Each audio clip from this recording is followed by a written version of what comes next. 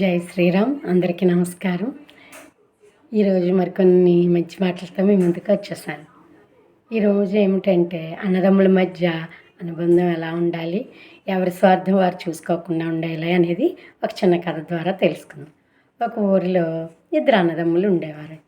వారి తండ్రి ఆయన చనిపోయేటప్పుడు ఆ ఉన్న ఆస్తిని ఇద్దరు అన్నదమ్ములకి సమానంగా పంచి దాంతోపాటు ఒక పెద్ద మామిడి చెట్టుని ఒక కంబళ్ళని కూడా ఇచ్చి మీరిద్దరూ దీన్ని బాగా ఉపయోగించుకోండి రెండింటిని అని చెప్పి చనిపోయాడు.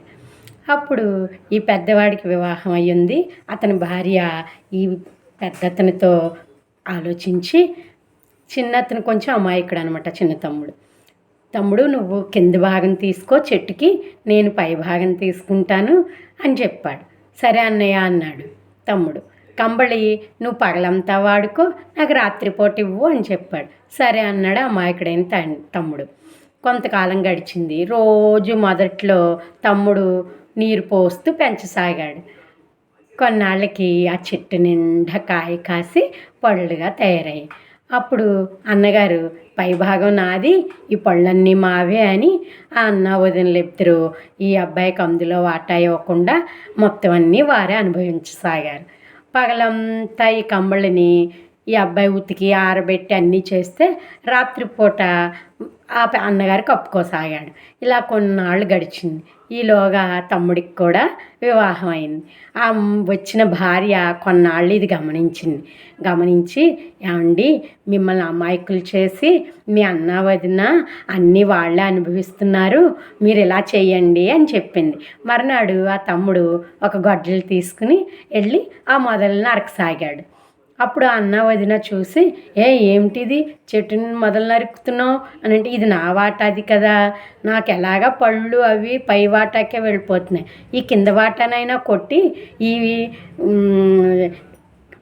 పుల్లల కింద వాడుకుంటాం పొయ్యికి, అందుకని నా మొదలు నేను నరుక్కుంటున్నాను అన్నాడు. అది విని ఆ అన్న వదిన ఆశ్చర్యపోయి, అబ్బో ఇదేమిటి మొదలు నరికితే చెట్టే ఉండదు కదా, పైన కొమ్మలకి ఏమి ఉండక చచ్చిపోతుంది కదా అని, అయ్యో తమ్ముడు అలా చేయకు, ఇద్దరం ఈసారి నుంచి చెరిసగం చేసుకుందాం పళ్ళన్నీ, నేను కూడా ఈ మొదట్లో నీళ్ళు అవి పోసి సంరక్షణ చేస్తాను అన్నాడు. సరే అన్నాడు తమ్ముడు. తర్వాత కంబళి పగలంతా ఆరబెట్టి సాయంకాలం పొడిగా ఇచ్చేవాడు కదా, అప్పుడు వీళ్ళ ఆవిడ చెప్పిన దాన్ని బట్టి ఆ కంబళిని తడిపేసి రాత్రి అన్నగారికి ఇచ్చాడు ఆరకుండా. అది చూసి అన్నగారు ఇదేంటి తడిగా ఉంది, దీన్ని ఎలా కప్పుకుంటాం అన్నాడు. నేను పొడిగా ఆరబెట్టినప్పుడు ఇచ్చినప్పుడు ఏమీ అనలేదు, ఇప్పుడు తడిగా ఉందని అడుగుతున్నారా అని అడిగాడు. అప్పుడు వాళ్ళకి విషయం అర్థమైంది.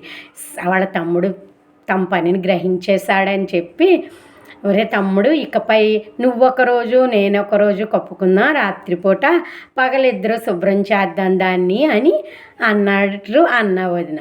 అప్పటి నుంచి అన్నదమ్ములిద్దరూ ఆ చెట్టుకు కాసిన పళ్ళు చెరిసగం తీసుకుంటూ, కంబళి ఒకరోజు అన్నగారు వాడుకుంటూ ఒకరోజు తమ్ముడు వాడుకుంటూ వాళ్ళ మధ్య ఆ స్వార్థం తగ్గిపోయి హాయిగా ఆనందంగా ఉన్నారు. దీని మూలంగా మనకేం తెలుస్తుంది? అన్నీ మనమే అనుభవించాలి, అన్నీ మనకే చెందాలి అనే స్వార్థం కంటే మనం అన్నదమ్ములు అక్క చెల్లెళ్ళు మధ్య మనకి కలిగినవన్నీ పంచుకుని హాయిగా ఉంటే ఎంతో ఆనందంగా బతుకుతాం. హరే కృష్ణ.